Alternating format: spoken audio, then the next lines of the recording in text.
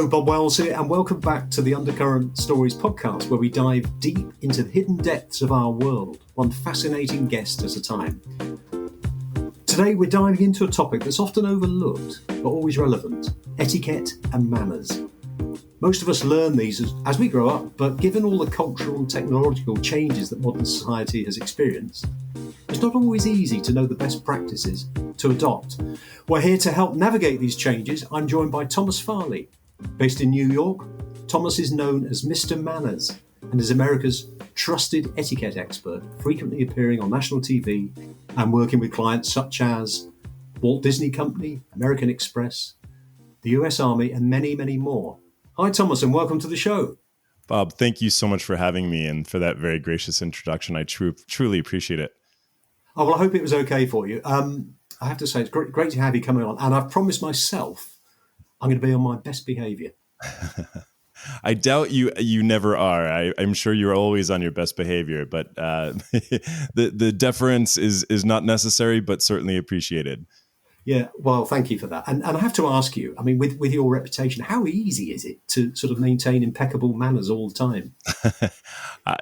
Bob, I like to think of myself as a work in progress. I think anyone who puts themselves out there as being utterly perfect is insufferable and not someone that anyone wants to spend too much time around. So I am by no means perfect. I do have an ideal that I set for myself, that I strive for, to hopefully set an example for others.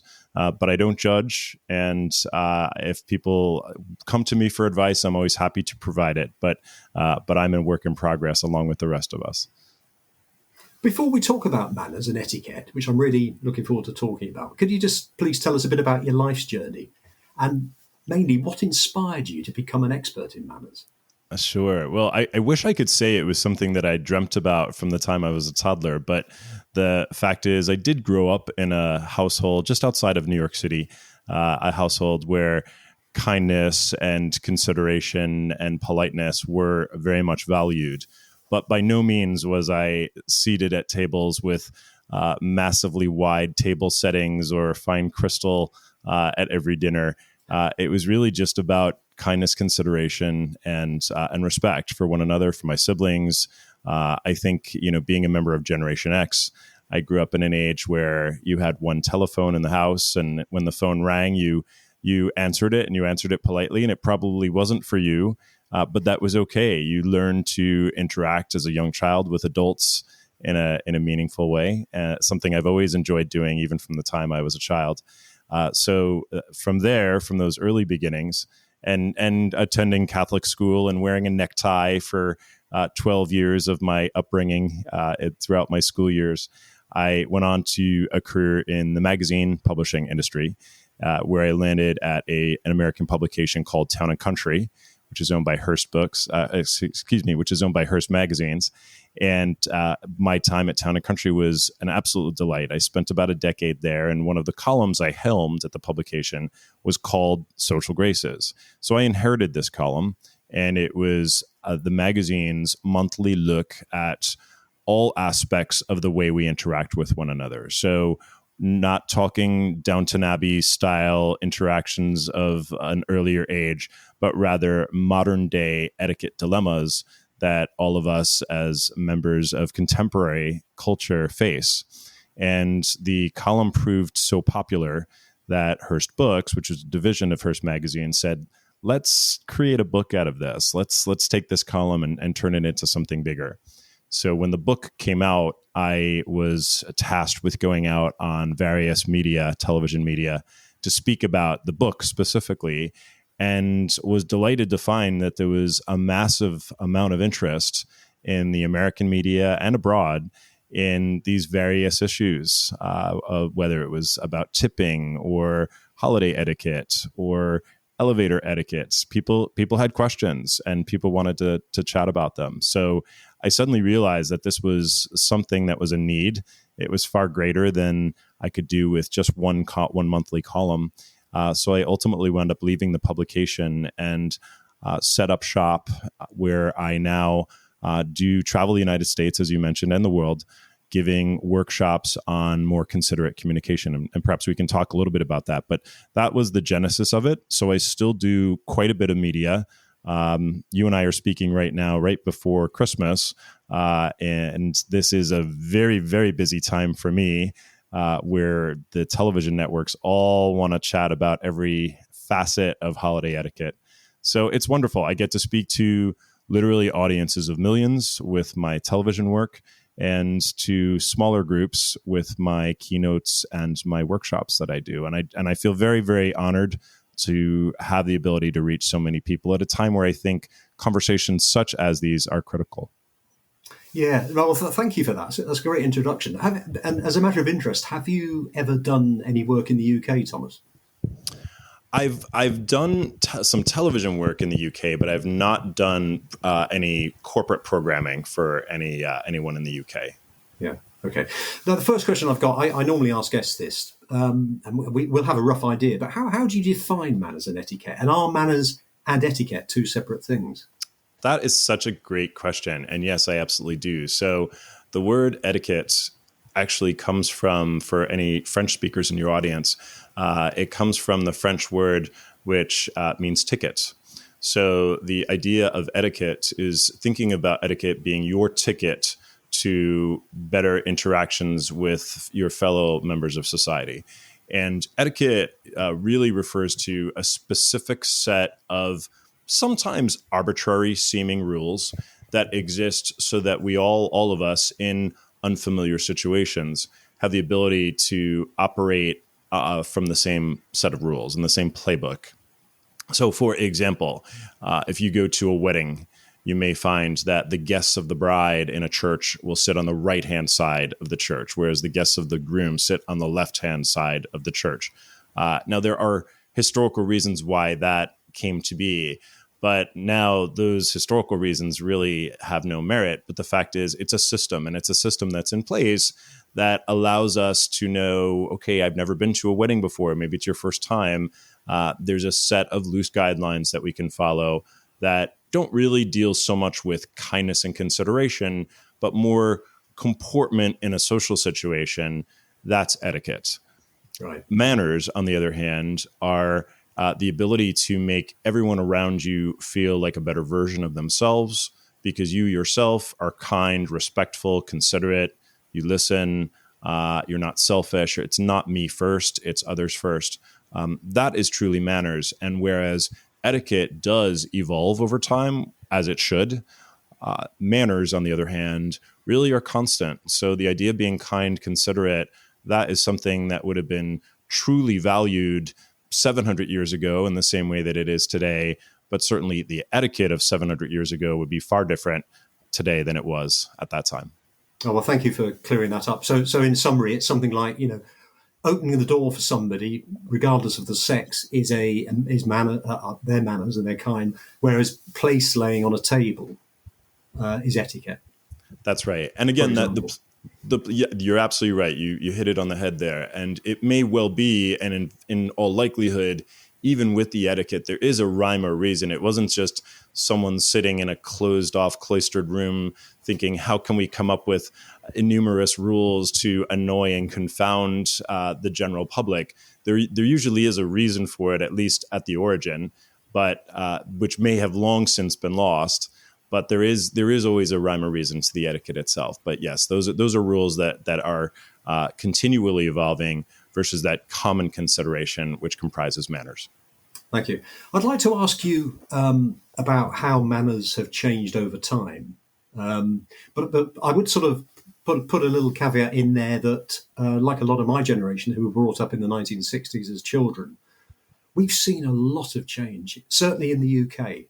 I think, and you'll put me right on this, but I think in the UK we've still got the hangover, much less degree now, of the class system, where working class, middle class, and upper class and aristocracy, and everybody needs to sort of bow to the aristocracy in the middle class.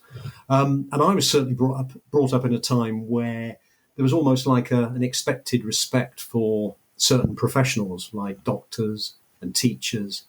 I'm not sure how much of that is left, whether that's connected with manners or not, I'm not sure. But it's interesting how things have changed. How do you see things have changed, Thomas? I think certainly etiquette has had to adapt to the changing mores of our culture. And this, I would say that it's a fair assumption that these changes started to be witnessed in the 1960s and 70s, with so many positive and progressive aspects of change that we began to see in the Western world with respect to civil rights, regardless of the color of your skin, something we're still working on and still have a ways to go, but have come a long way since the 1950s, for sure. And similarly, women in the workplace, women out and about, in certain areas, women having the right to vote, which they, in some countries earlier on, and the United States inclusive of that, did not have the right to until the early 20th century. So I think along with that, etiquette had to adapt. And what I will say is the pace of change in the last 10 years, 15 years, with respect to technology has been so rapid that oftentimes etiquette simply doesn't have the opportunity to pause and reflect and adapt. And the culture is often playing catch up when new technologies are introduced. And we haven't quite yet settled into a proper etiquette, a proper way of handling, especially with respect to technology. So etiquette is constantly evolving, perhaps sometimes at an iceberg's pace.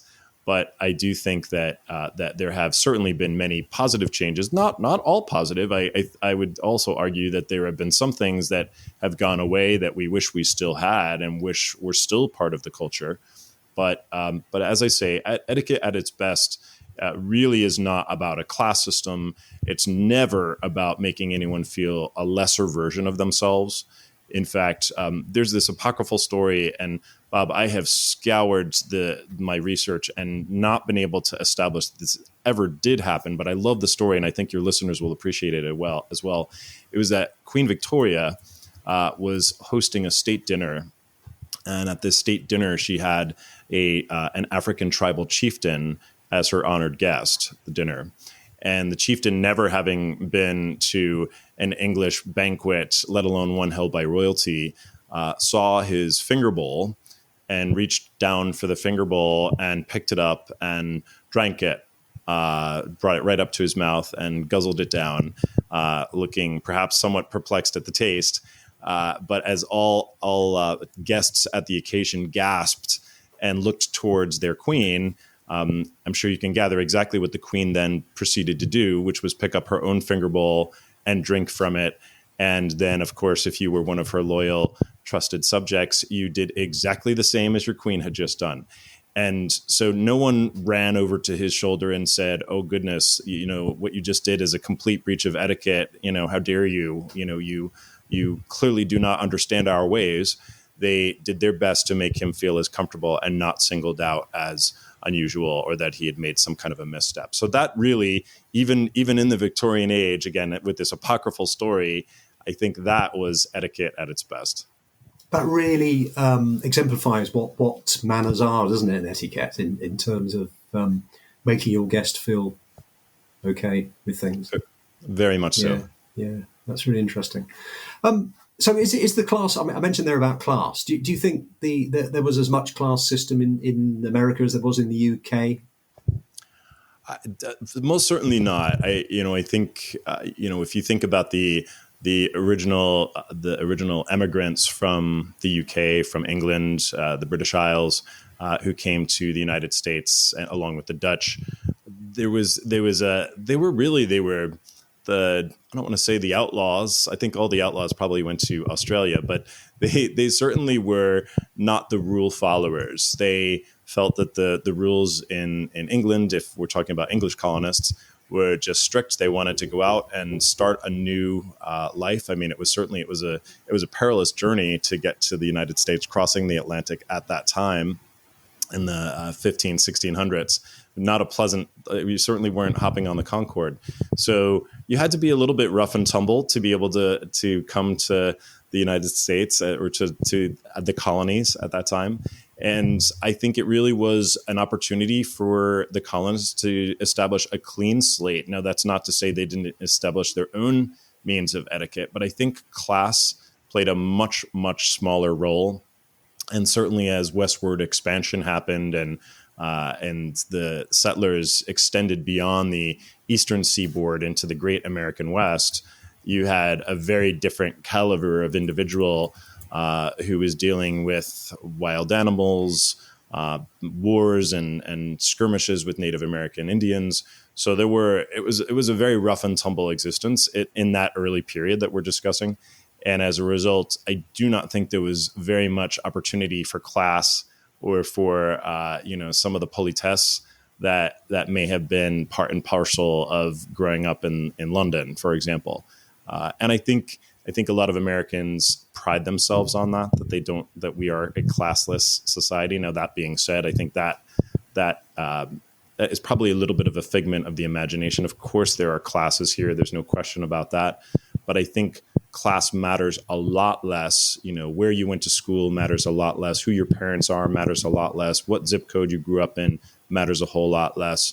Yeah, you still, as we like to consider ourselves a land of opportunity, which means that no matter who you are or where you were born or how much money you had, you, as part of the American dream, have the opportunity to become anything and do anything and be as wealthy as your wits allow you to be. So I do not think class has as much sway for sure here. It never really has, although there's no question that it exists, just perhaps in a different way. Hi, it's Bob here. Just a quick interlude. Hope you're enjoying this episode. And if you would like to hear more interesting interviews, we have over 120 episodes to date with many fascinating guests talking about a wide variety of topics, which include music, history, philosophy, fitness, food and drink, adventure, contemporary culture, and many, many more. I'm sure there's something that you'd really enjoy. So all you need to do is just visit undercurrentstories.com or search Undercurrent Stories in any of the podcast platforms. And now back to the show. I'd like to talk about work, the work environment for those working, because, the computers at work and open plan offices and all that sort of thing. But first of all, before we start dissecting some of that, I mentioned some of the companies that you work for, and there's many of them. What would be the typical work that you do with them, Thomas? When I left publishing and decided that I wanted to effectively take my show on the road and work with companies, my initial thought was there's a great need for professionalism in the workplace and the global workplace. And this is partly because of technology, which we've been discussing a bit, and just the encroachment of all sorts of platforms for communication. If you think about it, if you and I were attempting to have this sort of a conversation, and podcasts, of course, didn't even exist in the 50s, but if we were having a conversation, we'd be on a transatlantic, very costly telephone line. We would not be seeing one another as we are right now. So technology has afforded us wonderful means of connecting and communicating, but along with those varied choices, it's also introduced so many elements for miscommunication, which is ironic, I think. We're not having to rely on smoke signals, and yet there are still so many miscues that happen over communication. So as I began to think about the need in corporate America and beyond, I realized that, yes, there is a need for dining etiquette per se in the realm of client entertaining for a sales team that's going out to take their clients out. There is a need for better communication amongst team members. There is a need for, as companies, as the initial trend was, as you say, the open plan offices and cubicles going away, that sensitivity with your aromatic lunch that you're popping into the microwave and is wafting all over the open plan office, and your volume level when you're on the telephone with someone, now that you're not in a closed office with a door any longer. So I realized there really was, as the workplace continued to evolve globally, that there was a great need for an awareness level, a training level on various issues, vital issues. And as the pandemic hit, of course, and the world went virtual, and then ultimately coming out of pandemic with the emergence and the stickiness of remote work, of hybrid work, that introduced a whole other element. And it's a known fact that one of the primary aspects of people's own happiness at their jobs is not necessarily how many days they get off or what their salary is or what the benefits are. It's, do they feel respected? Do they feel valued and respected by their bosses and their colleagues at work? If you have that, you can tolerate a whole lot of things that might seem somewhat less enticing, like a lower salary. But if you love the people you work with and you feel respected every day, you're going to stay, you're not going to quit, and you're going to be a happy, engaged employee. So my programs have continued to evolve as the needs of the workplace have changed to permit people to be a better version of themselves, both in terms of their own brand as a professional, as well as the way they interact with others in whatever communication platform they might be using. Would you be able to give us some examples of what you would say for people who go into meetings? Sure. So if you are going into a conference room, for example, an in-person meeting, you certainly want to make sure you are there on time. You want to dress the part. This is another element which I haven't really mentioned, but it's the casualization of workplace dressing. And as so many corporations, simply out of demand and necessity from their teams, have gone to business casual, the limits of what business casual actually entails have been greatly stretched.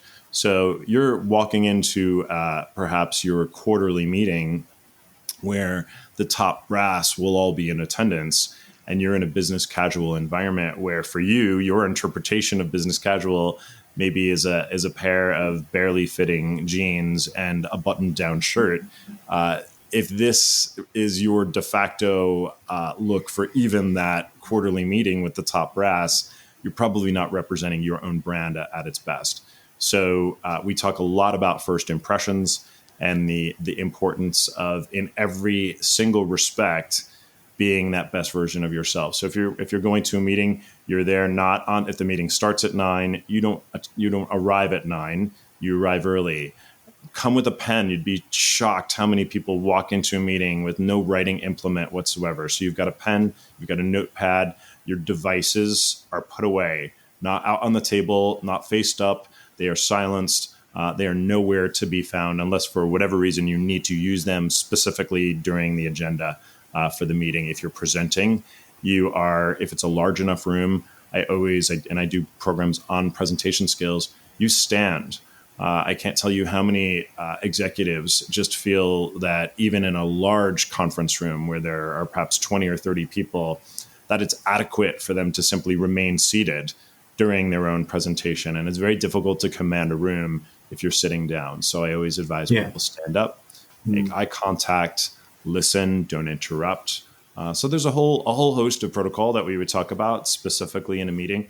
And then the other element of it is, attention spans are flea-sized these days. So you want to make sure that you stick to an agenda, that you respect the schedule, that you don't run over, because this is going to have a ripple effect for the other attendees in the room. So there's a whole host of ways that you, as an attendee, whether you're running the meeting or simply as an attendee, you're going to be the best version of yourself and contribute in a meaningful way. Email communication. Did you have any thoughts on emails? Sure, yeah. So I do a program called Email Excellence, and I will often start off that program by asking for a show of hands, how many of you in this room feel you get too few emails?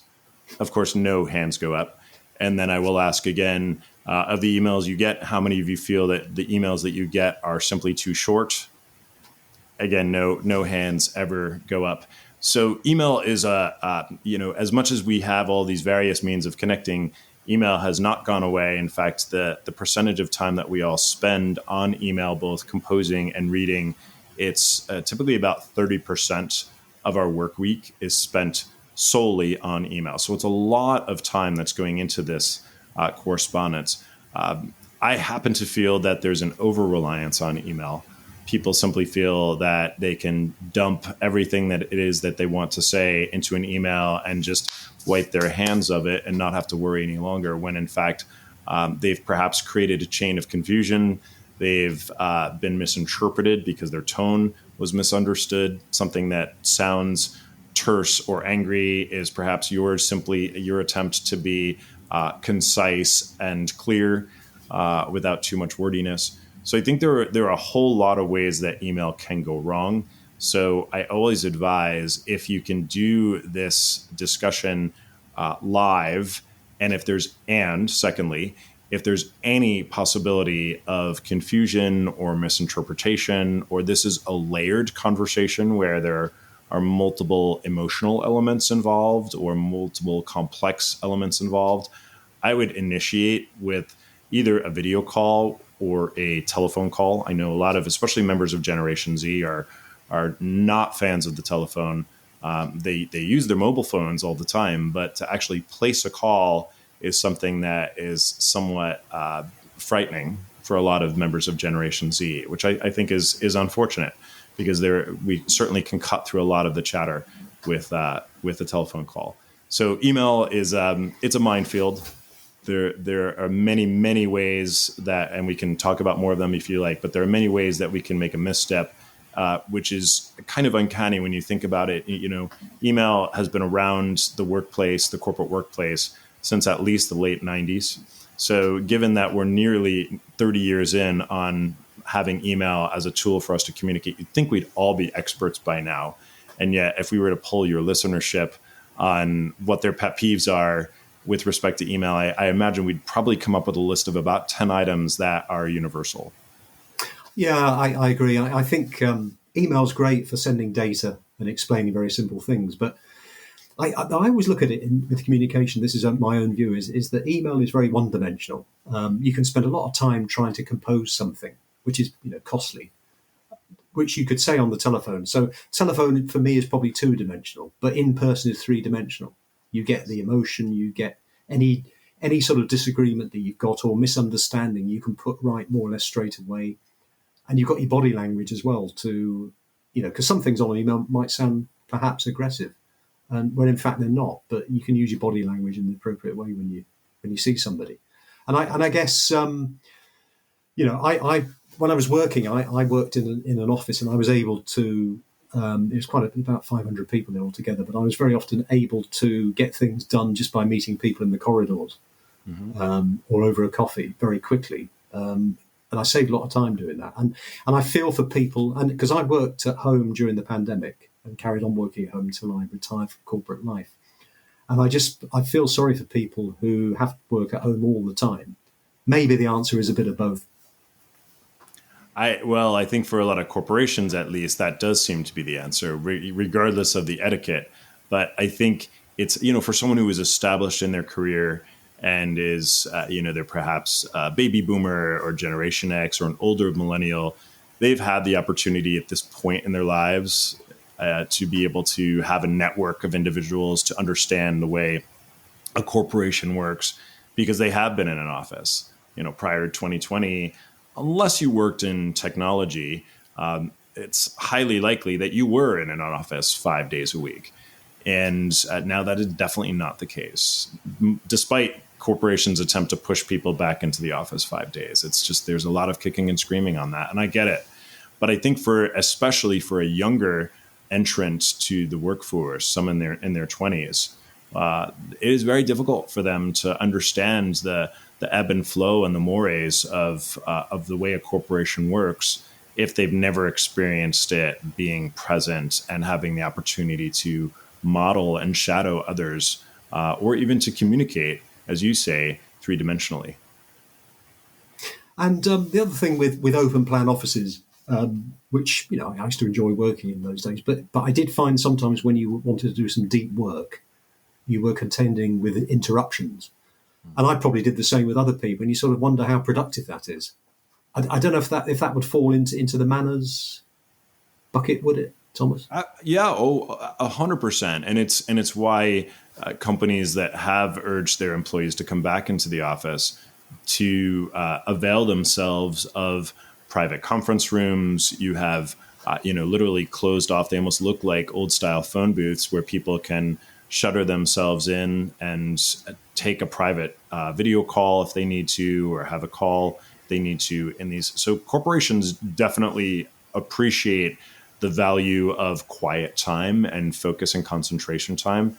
And I think that's why the corporations that do permit the continuance of hybrid work arrangements, what I'm typically finding is that we seem to be kind of settling into a flow of Monday, Friday from home, Tuesday, Wednesday, Thursday. I don't know if you're finding that to be true in the UK, but here in the US, certainly Tuesday, Wednesday, Thursday, they call them your core days, where you're in the office those 3 days, and then Monday, Friday, you work from home. I think it's a nice balance where you get that quiet focus alone time that you refer to, but then you get not just the opportunity to chat face to face about business elements, but also, let's face it, the conviviality, the chat about what you did this past weekend, the chat about someone's upcoming wedding anniversary with a work friend.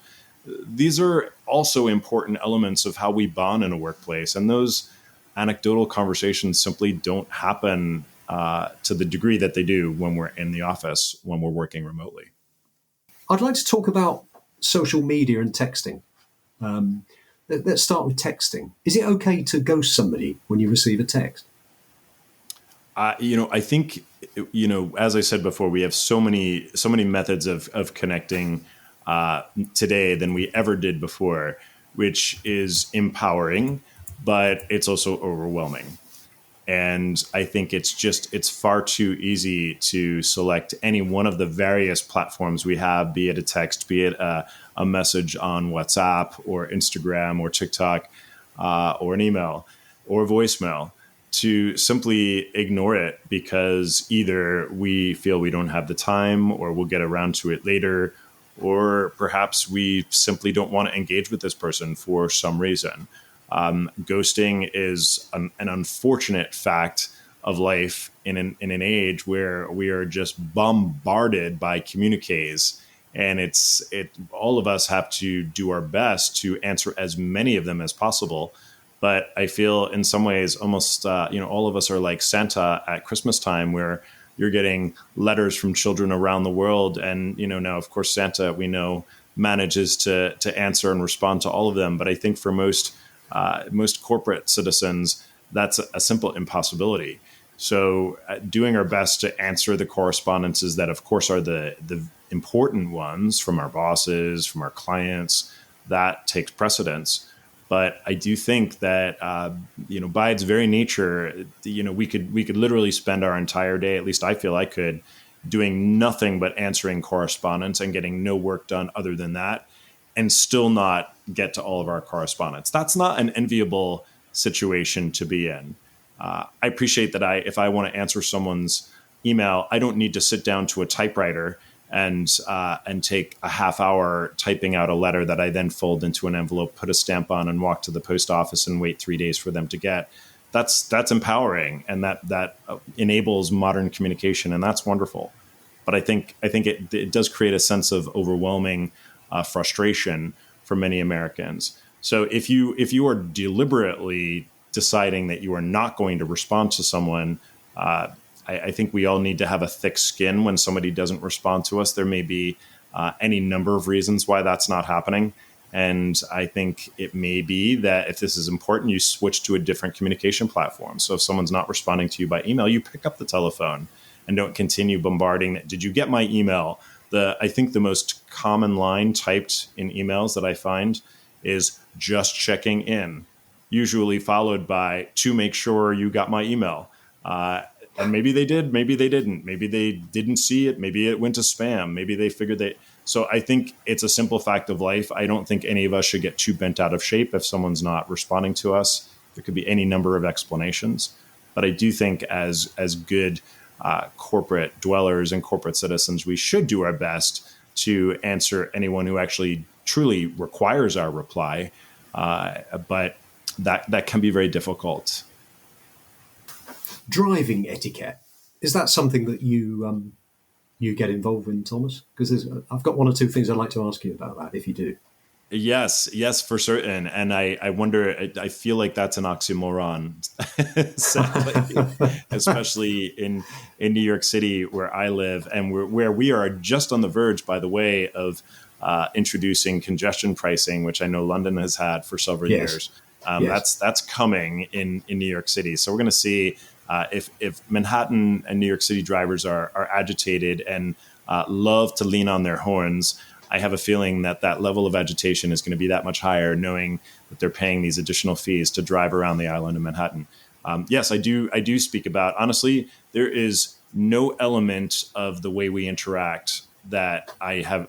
Not that I haven't covered them all. I'm consistently brought topics that I have not previously broached. But I will say that etiquette enters every single aspect of our lives. If it involves two human beings interacting in any way, there is an etiquette for it. So I'm happy to take your driving etiquette question. Yeah, I mean, I guess it's the same I'll just give a couple of examples. So in the UK, and I'm sure it's the same in the US, if you're in a couple of queues of traffic and there's some roadworks, it's nice to be let in to the lane that's narrowing down to one lane, and it's nice to let someone else in. So we would typically put our hand up in the mirror or wave our hazard lights, flick our hazard light. I guess it's the same in the US. Yeah, certainly the wave. I think the blinking of the lights is typically done by the driver who's letting the other person go ahead. Okay. It's not so much a thank you; it's more an alert. Yes, I'm letting you go. Please proceed. And my blinking lights are your indication that you should do so. I think we could put this in the same jar as people who hold doors for others walking into perhaps a store or a building. And the folks who are having the door held for them just walk right in as if you were the paid doorman, and they should expect no different. So I think this lack of self-awareness and this lack of gratitude, again, I don't believe it's necessarily done out of any sense of malice. But I do think that there's a definite lack of self-awareness that has crept into our culture, and I believe a big part of it, not 100%, but a big part of it is the attention span deficits that we've developed because of the pace of society. And I think it's the mobile phone that you're holding that you're probably looking down at, perhaps even while you're driving, especially if you're sitting in traffic, and just simply not paying attention to the world around you. You've been sucked into a different world. And for that reason, you're not expressing the gratitude. Does that mean that's okay? Absolutely not. Gratitude is vital. And I'm a firm believer that the less grateful all of us become, the less likely it is that we'll have occasions to be grateful for, because people will simply stop being so, if you've let, every day for 6 months, you've let someone cut into you during a roadway project that's taking 6 months, and not once have you gotten that friendly wave or the blinking hazard lights, probably going to stop doing it because you feel that you're not being acknowledged. So if we hope for kindness to continue, it's vital that the gratitude continues as well and ramps up. Yeah, I mean, it really hitting on the kindness aspect. This whole conversation, Thomas, is about kindness, isn't it? And respect for your fellow human beings. And Very going nice. back to what you were saying at the beginning, how you were brought up, for you, it's a continuation of it and spreading the word. The other thing I wanted to say was that we're all, those of us when we're young, we're brought up by parents, and they give us the best possible advice they can give at that time. But for somebody a bit older, it's in their 50s, 60s, 70s, etc., or maybe older, what's the best advice? What would be the best advice for them to continually be able to keep up with how modern society expects manners to be? That's a great dilemma, and I don't necessarily think that because something is new that makes it better. But we've certainly been talking about a lot of the ways in which technology, social media, workplace changes have introduced some negative developments. And I do believe very firmly that the older generations, so the baby boomers or older members of Generation X, I believe they have a role to play, not in a sort of strident, speech that starts off with some version, back in my day. Paternal. Yeah. I'm trying to resist it. I really am. But I do think that that if we think about paying it forward, I think there are vital lessons that we, again, not in a scolding way, but I think there are vital lessons that we can impart. Certainly, leading by example. There's no question that leading by example is important. You never really know, and you may never know how the example that you're setting is affecting even a perfect stranger. You're holding that door for an elderly person who's walking up with a walker or a cane, could just impress someone to do the same the next time they see that situation. Or you're giving up a seat on the tube might suddenly inspire someone else, a younger person who's listening to their music and looking at their phone and not really paying attention to a pregnant woman who's standing, with her belly practically in his face, might cause them to be a little bit more self-aware about their surroundings. So I don't think that members of the older generation should necessarily feel like I'm a fossil, I've got to get with the times, let me just adopt the practices of the young folks. But conversely, I also believe that there probably was a level of formality, a fussiness that previous generations took as part and parcel of the way they interacted that young people simply don't use. I mean, if you think about, you watch vintage television shows from the 50s and 60s, and, next door neighbor housewives would call themselves, call one another, Mrs. Smith and Mrs. Stevens to one another. I mean, what working mom who's got kids and is working for calls her next door neighbor Mrs. anything if they're contemporaries. So I think there certainly is a breaking down, and I mean that's a bygone era.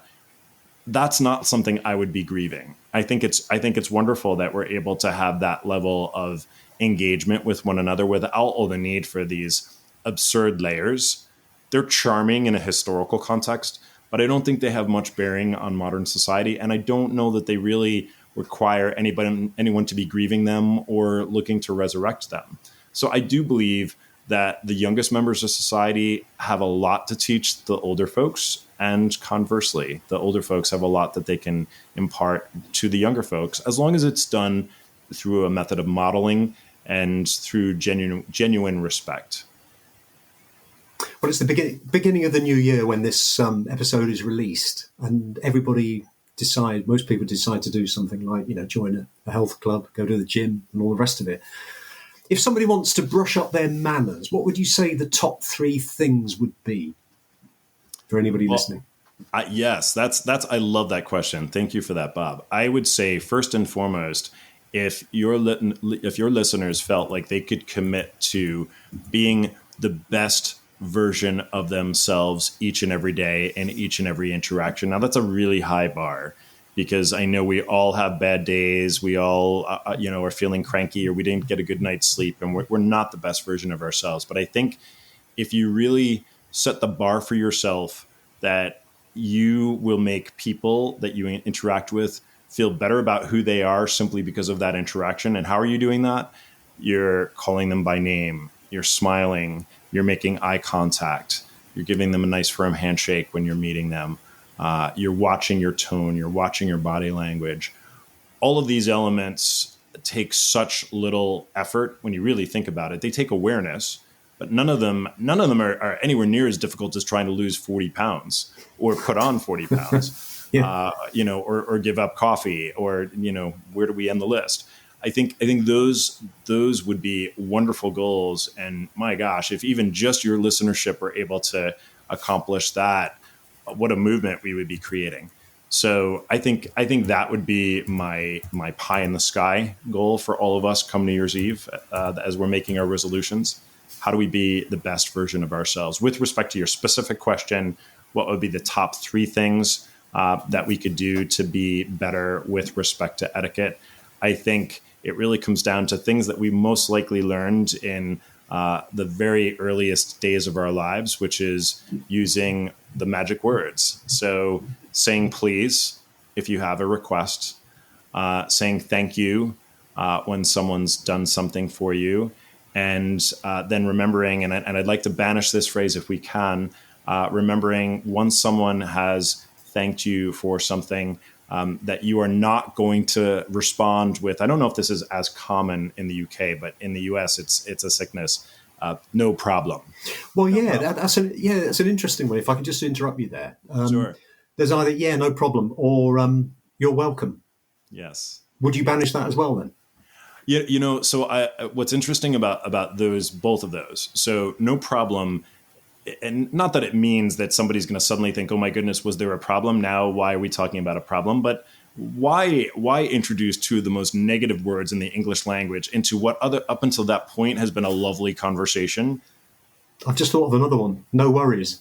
No worries. Yes. That our Canadian friends here in the US to the north, that's one of their favorite. No yeah, we have the Australians tend to do it, but a lot of the UK, it happens a lot in the UK as well. No worries. Yes. So I think every generation has had their version of this. Certainly, when I start hearing from somebody who's in their 70s or 80s, kind of again whinging about, back in my day, we knew how to properly acknowledge gratitude, and we didn't say this no problem. I say, well, actually, I know there was a very different phrase that you all used at that time, and that was "don't mention it." Again, I don't know if that was popular in the UK, but you think about it. Here I am. I'm thanking you, and you're coming right back, and you're scolding me. Not really, but you're scolding me not to mention something. None of these phrases, no worries, no problems, don't mention it. None of these imply any sense of joy at having been able to give someone something that was helpful. So my preferred go-to, which I think works cross-generationally, because Gen Z and millennials do not like "you are welcome."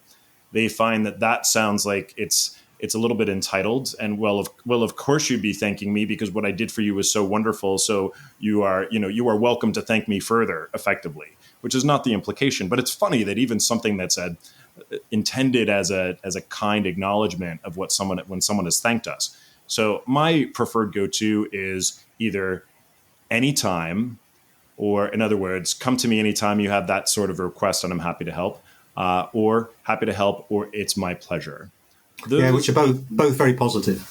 Yes, they completely change the dynamic. So I think if we're looking for really, really small and very easily accomplished changes that we can make come New Year's with our resolutions, I think those three word choices, remembering to say please, remembering to say thank you, and banishing no problem, banishing no worries, or don't mention it, and sticking with something more positive, I think those would be wonderful additions to our interactions. Oh, that's great. Well, thank you. Well, this has been a really interesting... No worries. Sure, of course. How do you find different cultures and their manners vary on different countries and different cultures, Thomas? There is a book which I absolutely adore. It's called Kiss, Bow, or Shake Hands. And it is a massive tome which is dedicated to all the nuances of interacting, whether as just a visitor for leisure or as a corporate visitor on business in the various countries around the world. And the nuances, and of course we know there are many nuances that exist between the UK and the United States, but we're fairly simpatico in many of the ways we interact. But you're not going to find that to be the case universally. So I love, for example, the culture in Japan, where there is so much focus put on greetings and gifting and bowing and deference. And yet at the same time in Japan, there's not as much respect given to women in the workplace, which I would not be a fan of. But the fact is that in the global workforce that we have, it's really, if you want to succeed, whether as a leisure traveler or as someone looking to conduct business with someone from a country other than your own home country, it's really important to brush up on every aspect of how the traditions that you might take for granted because they're your native traditions could be drastically different in another location, whether it's how you dress, how you interact with members of the opposite sex, the deference that you offer to someone in senior leadership, and on and on and on. So it's a fascinating topic. It's one of my favorite one of my favorite workshops to lead And there's a great need for it as the workforce gets increasingly global because of remote work. You have more people working in remote locations in countries that are perhaps companies that are based in countries other than their home country, where they just simply need to learn the best ways to represent themselves and to interact with their colleagues. So it's fascinating, and like everything with etiquette, ever evolving. Must be such a fascinating career that you've got, Thomas, because there's always something new to learn, isn't there? I think the journalist in me, harkening back again to the beginning of our conversation, the magazine features writer and features editor at Town & Country magazine, where I just have a natural curiosity, as I know you do too, Bob. And I love the podcast, by the way. Thank you so much for having me on as a guest. Thank you. Your slate of guests has been just so wonderfully varied, and I love everything you're doing with it. So it's wonderful to be acquainted with you. But yes, that's kind of you to mention. It's the truth. But I think my natural curiosity really leads me to continually seek out new ways to freshen up the way we think about etiquette, to freshen up the way we interact with one another, and to stay at least a step or two, if only, behind the technology rather than 10 steps behind, where we really feel like we're playing a massive game of catch up. And we can certainly count on the world of technology to keep us on our toes, specifically with respect to our etiquette. What about a book? Have you got thoughts about a book coming out on this? So I actually have a couple of books that are in the works right now. I don't have a specific publication date for them, but I do feel that post-pandemic, we've all experienced a bit of a reboot in the way we interact. And some of the writings that I had done prior to the pandemic, the book that I did when I was at Town & Country, which is called Modern Manners: The Thinking Person's Guide to Social Graces. It's certainly high time to put out a new tome. I get continual requests from people saying, could you please write a book for our children? That the kids really need it. It's interesting, Bob. I don't know quite why this is the case, but for today's generation of parents, they often feel like they simply don't know how or where to begin when it comes to teaching etiquette to their children. And and I'm not a parent myself, but I certainly appreciate that challenge. But it really does start at home. And to think that you're going to simply outsource the teaching of etiquette or manners. And we're not talking Downton Abbey here. We're not talking about Gilded Age manners. We're talking about these elements of kindness, consideration, thoughtfulness, not me first. That really should begin at home. It shouldn't be outsourced to your teachers. But I'll tell you, I'm working with 20-year-olds and 30-year-olds who simply really didn't learn it at home. And now they are playing catch up when they enter the workforce. But it does begin at home. So yes, I have multiple book projects that I'm speaking about with a couple of publishing houses. So hopefully the next time we chat, I'll have some updates for you. Oh, well, that'll be excellent. It's been really interesting talking to you to learn more about manners and etiquette. And I think Queen Victoria example is something that I hadn't heard that before. I think that's something that sums everything up, really. I think it's really good. It sure does. And it proves to me full on that if we think that we've only evolved away from this fussy aspect of what etiquette really is, we think that that's a recent development, the fact that this story has been bouncing around for the better part of, 150 or 160 years, tells me that even then that there was an appreciation for what etiquette truly could be. And that's my goal, to continue furthering that message, whether with an apocryphal story about Queen Victoria, or about the person next to you on the tube who decided to stand up and give their seat to someone who needed it more than they. It's been a really interesting conversation, Thomas. Thank you ever so much. Where can people find out more about your work?